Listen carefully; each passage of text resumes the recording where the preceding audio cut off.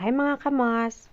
Good day po sa lahat. Ngayon po ay ako ay mag-unboxing. Meron pa akong nabili na printer dahil nga sale siya kaya binili ko na lang siya kasi kailangan ko rin ng printer. So ang nabili ko ay itong Epson na printer, Expression Home XP 3200 yung kanyang model.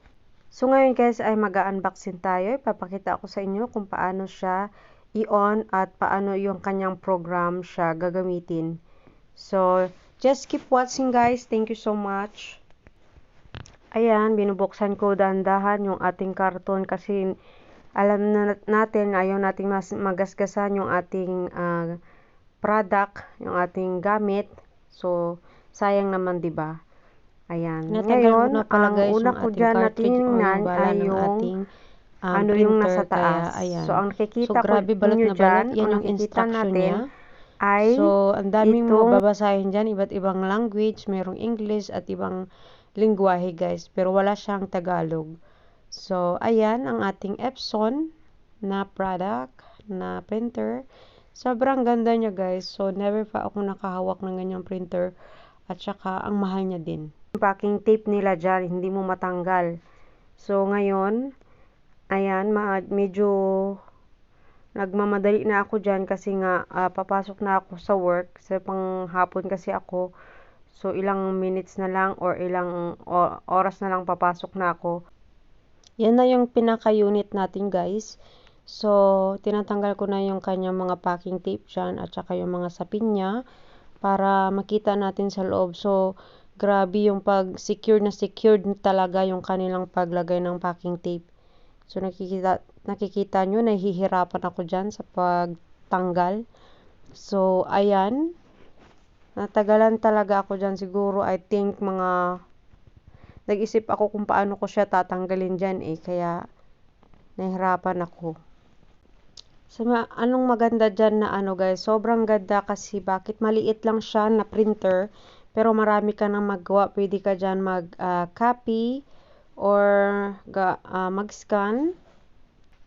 Ang kinagandahan dyan guys ay compact siya na printer. Tapos malfunction printer pa siya with mobile connection. Pwede mo siya i-connect sa iyong cellphone. Madaming kinagandahan ito guys dahil bakit?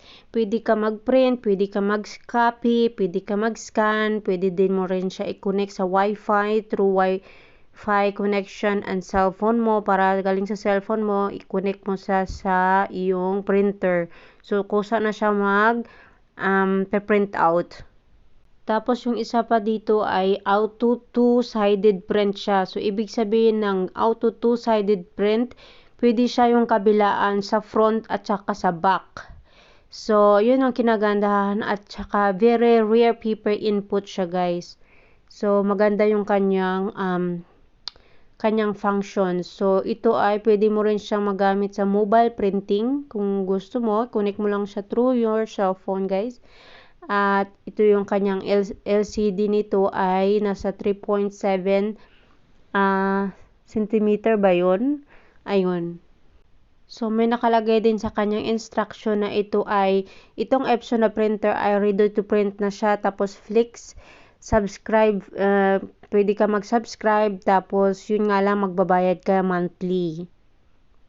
Tapos, yung binabayaran mo yun monthly guys, libre na. Or, ibig sabihin ay i-deliver ang iyong ink sa inyong bahay. So, door to door siya. So, ayan guys, nag-iisip ako dyan kung saan ko ba ilalagay yung kanyang ink.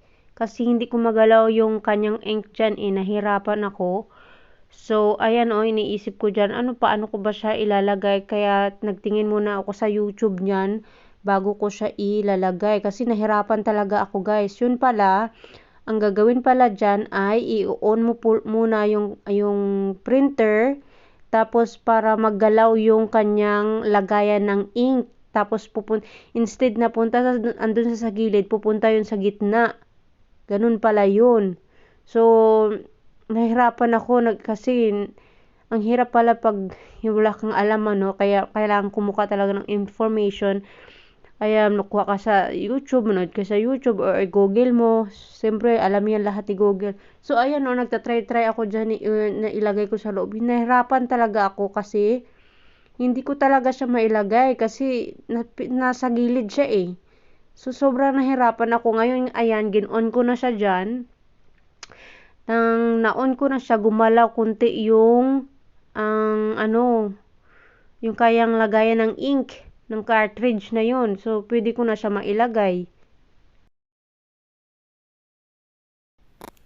Ayan, nalagay ko na dyan guys yung ating ink sa loob. So, pinapakita ko dyan sa screen. Kaya lang hindi siya na makikita kasi puti lang yung pinapakita niya. Hindi nakikita yung words.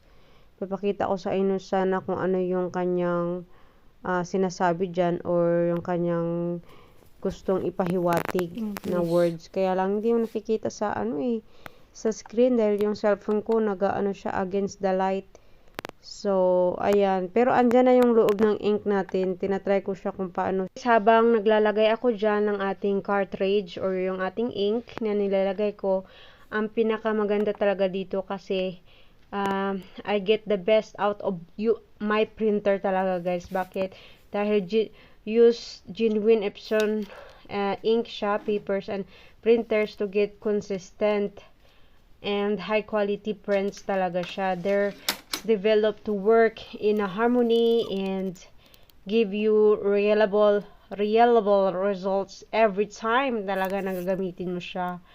So it's very nice to have this kind of printer that I have here at home that I bought last day. So today is December 4, 2023 na guys. So it's very nice that I have this kind of printer. Nahirapan ako dyan guys sa paglagay ng or pag-adjust. So ini-install ko pa yan kanina pa yan. Sine-check niya yung cartridge, yung ink natin. Ayan, if you can see, initialize niya yung ating ink na nilagay. So, bawal mo daw siya i-off yung ating power. Ayan, naglo-loading yan siya dyan. So, loading ng loading. Ayan, nag-initiate complete na daw. Guys. Tapos na. Wait lang. Ayan. So, malapit na tayo magtapos. Tapos kanina, inano ko pa yan siya. Kinunik ko yan siya sa ating lagay na daw yung tawag nito, Wi-Fi. Meron tayo ditong kulay blue.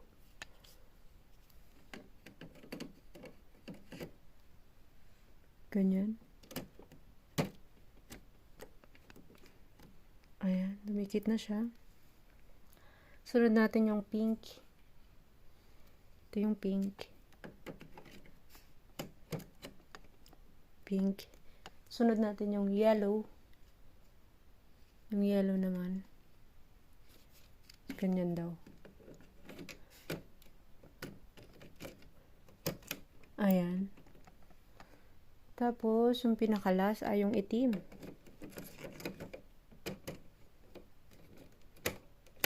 Ayan, na-install na natin. Okay na guys, close na natin.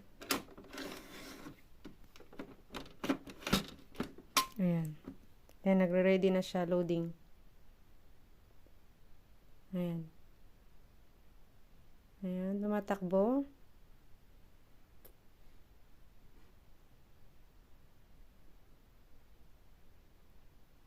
Ayan. Okay.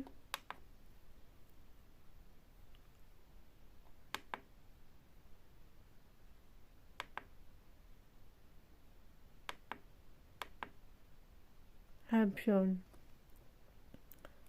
Ngayon, start na natin. Checking. Chine-check niya na.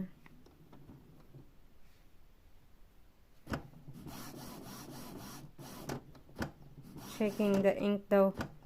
Chine-check niya na guys.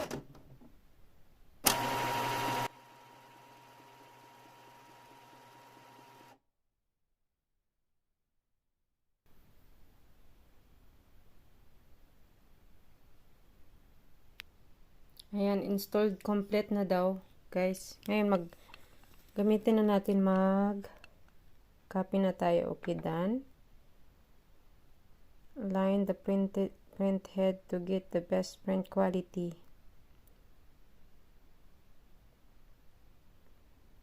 Okay, proceed. Print. Print dito, ipindot daw. Dito natin ipindot ang print. Paper out of rear. Feeder, confirm the size and load paper. How to print.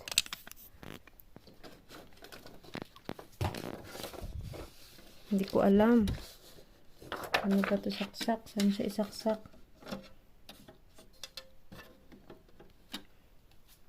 How? How?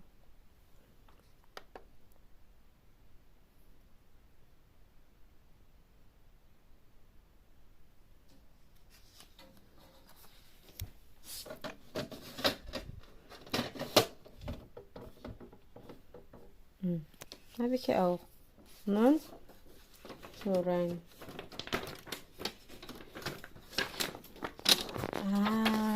Ito siya. Yun pala yun. Yun pala yun, guys. Yun. Gets ko na. Ay, rough daw. So, back na tayo. Print na. Ay! Yan, nagpa-print na siya.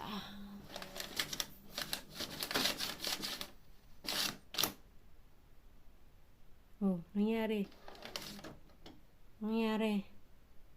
Paper jumped in the wrist side or inside. Remove the jump paper. Agoy! Ayan guys, natupi. Kaya hindi siya nakaprint. Ngayon, ulitin natin. Nag-jump siya. So, ngayon, complete. Process ulit. Nagpiprint kasi ako eh. Meron ako dyan resibo. Ipiprint out ko. Tingnan natin kung mag-process ba siya ulit. Preparing pa lang. Hirap pala to, guys. Pero, ganda yung aking printer. Ganda nyo. Yan. XP 300. 3,200. Wi-Fi lang siya. Ayan. Ayan, tagilid na naman siya. Ano nangyayari?